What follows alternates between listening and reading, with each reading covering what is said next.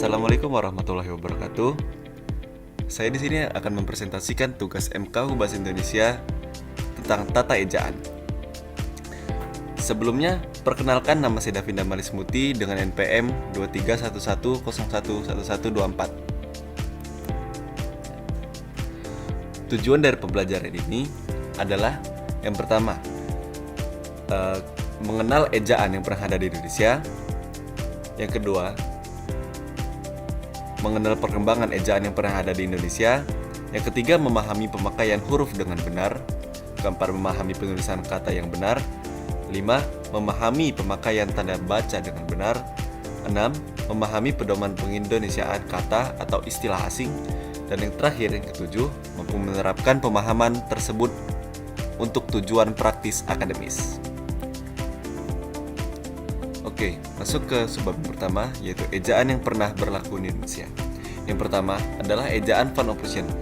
Pada tahun 1901 ditetapkan ejaan bahasa Melayu dengan huruf Latin yang disebut dengan ejaan Van Ophusen. Ejaan ini sering kita dengar dengan sebutan ejaan dulu mungkin, yang memiliki huruf J sebagai huruf Y dan OE sebagai huruf U. Contohnya yaitu adalah jang yang dibaca sebenarnya artinya yang. Lalu ada itoe yang sebenarnya dibaca adalah itu.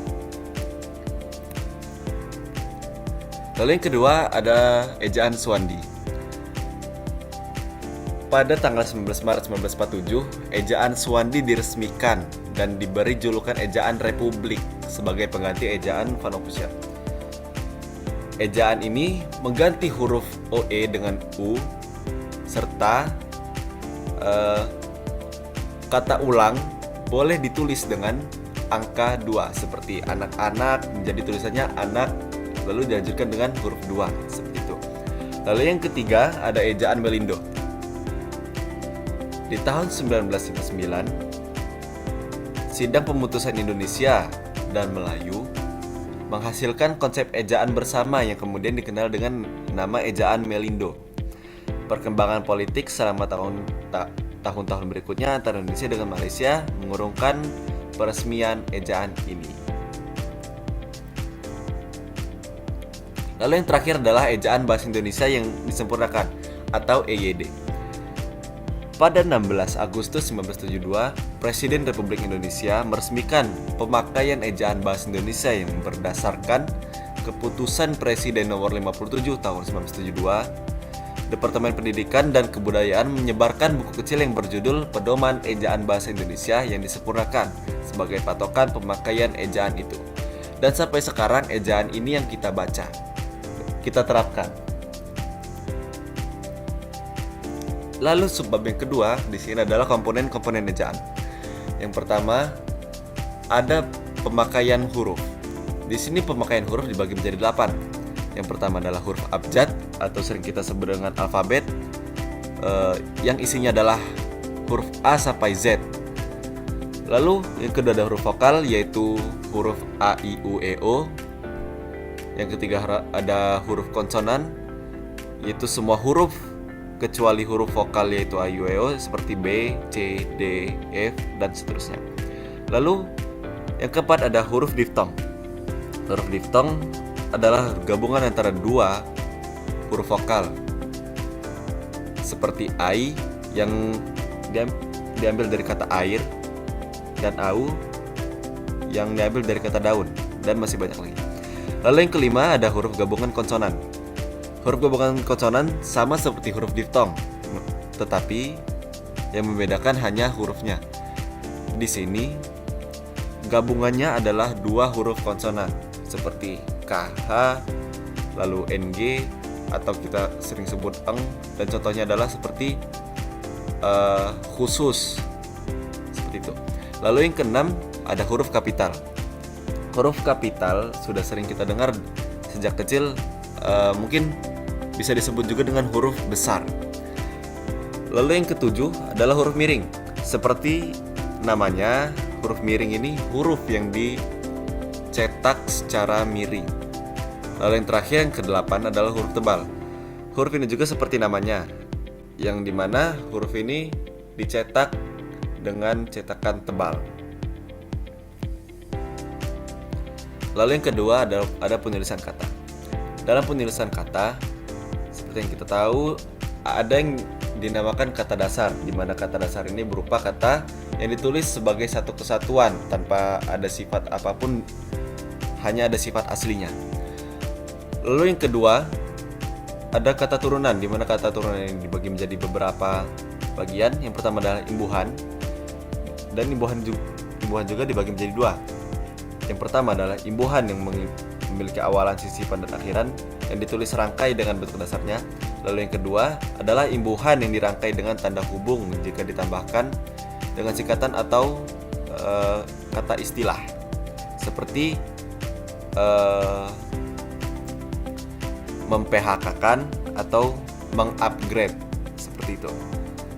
Lalu kata turunan yang kedua adalah bentuk dasar berupa gabungan kata, awalan atau akhiran ditulis serangkai dengan kata langsung mengikuti atau mendahuluinya. Contohnya adalah seperti bertepuk tangan, garis bawahi, dan sebarluaskan, dan masih banyak lagi. Lalu yang ketiga, jika bentuk dasar yang berupa gabungan kata mendapat awalan atau akhiran sekaligus, unsur gabungan kata ditulis dengan serangkai, seperti mempertanggungjawabkan, lalu menggarisbawahi, menyebarluaskan, dan masih banyak lagi.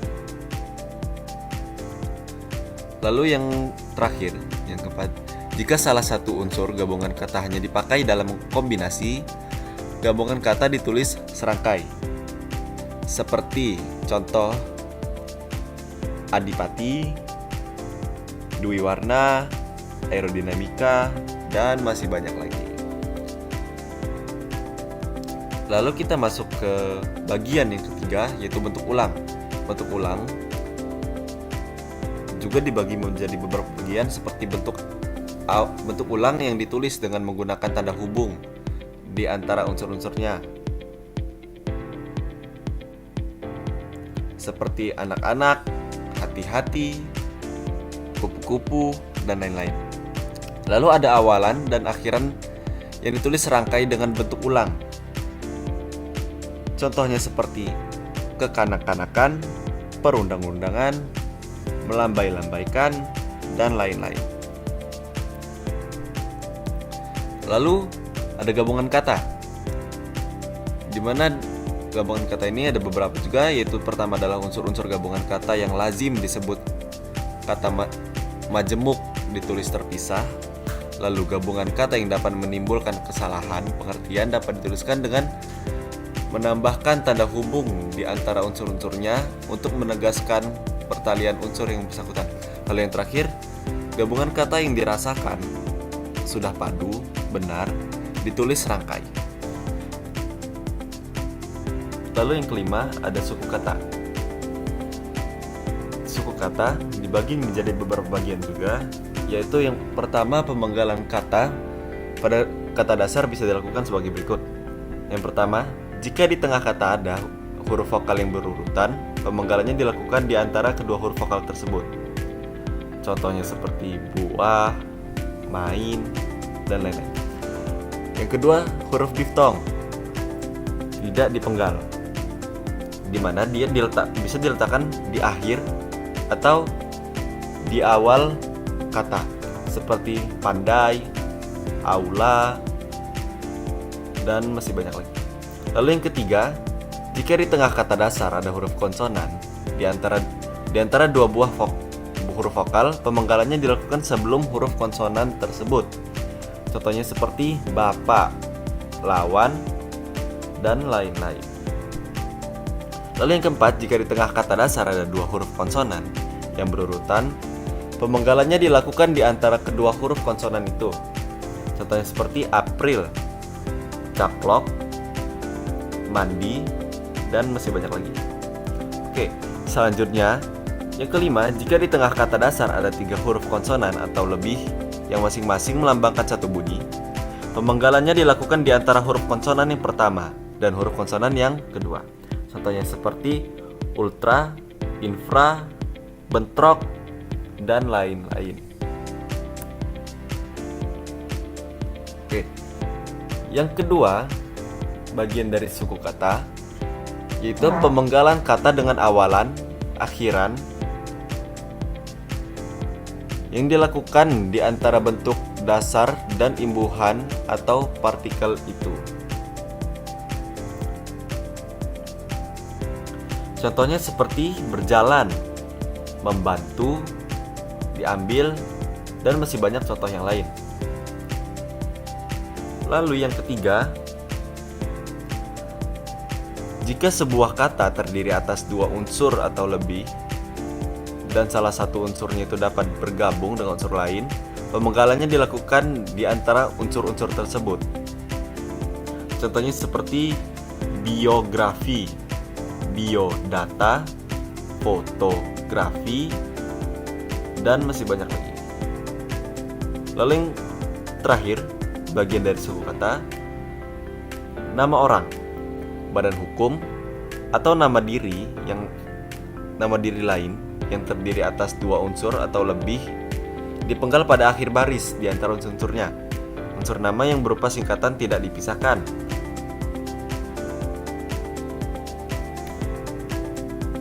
Oke, selanjutnya yang keenam, kata depan, di, ke, dan dari. Kata depan, di, ke, dan dari ditulis terpisah dari kata yang mengikutinya, kecuali di dalam gabungan kata yang sudah lazim dianggap sebagai satu kata, seperti kepada dan daripada. Lalu yang ketujuh adalah partikel. Partikel adalah sebuah imbuhan yang terdiri dari lah, kah, ta, pun, dan per, yang dimana posisinya bisa sebagai awalan, sisipan, ataupun akhiran. Contoh seperti adakah, adalah, apapun, atau yang seperti sisipan adalah satu persatu, dan lain-lain. Lalu selanjutnya ada singkatan dan akronim. Mungkin beberapa orang masih mengira singkatan dan akronim itu adalah sebuah hal yang sama, tapi sebenarnya itu berbeda. Di mana singkatan adalah pengambilan huruf kapital pertama dari sebuah nama seperti nama lembaga pemerintah atau ketatanegaraan yang ditulis tidak diikuti dengan tanda titik. Sedangkan akronim adalah singkatan dari 2 kata atau lebih yang diperlakukan sebagai sebuah kata. Sebagai contoh, singkatan adalah Dewan Perwakilan Rakyat yang disingkat menjadi DPR. Lalu contoh akronim seperti surat izin mengemudi, kita sering memanggilnya dengan SIM, seperti itu. Lalu yang ke-9 ada angka dan bilangan. Bilangan dapat dinyatakan dengan angka atau kata.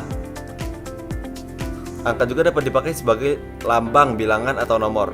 Di dalam tulisan lazim digunakan angka Arab atau angka Romawi. Sebagai contoh, kita sering melihat angka Romawi saat kita mengerjakan ujian. Di dalam soal terdapat ada angka Romawi seperti I dan V kapital yang sebenarnya itu adalah angka 4, seperti itu, dan masih banyak lagi. Lalu dalam bilangan juga jika penyebutan angka berada di awal kalimat, itu tidak ditulis dengan angka, melainkan dengan kalimat. Seperti semisal kita menuliskan 9, jadi tidak dituliskan dengan angka, melainkan dengan huruf, seperti itu. Lalu yang terakhir, yang ke-10 adalah kata ganti ku, kau, ku, me, dan nya. Kata ganti ini ditulis serangkai dengan kata yang mengikutinya. Ku, mu, dan nya ditulis serangkai dengan kata yang mendahuluinya. Misal, seperti buku ini boleh kau baca, bukuku, bukumu, dan bukunya tersimpan di perpustakaan. Seperti itu. Oke, cukup sekian dari presentasi saya. Mungkin itu saja yang bisa saya sampaikan dari materi ejaan, bahas tata ejaan. Sekian dari saya. Wassalamualaikum warahmatullahi wabarakatuh.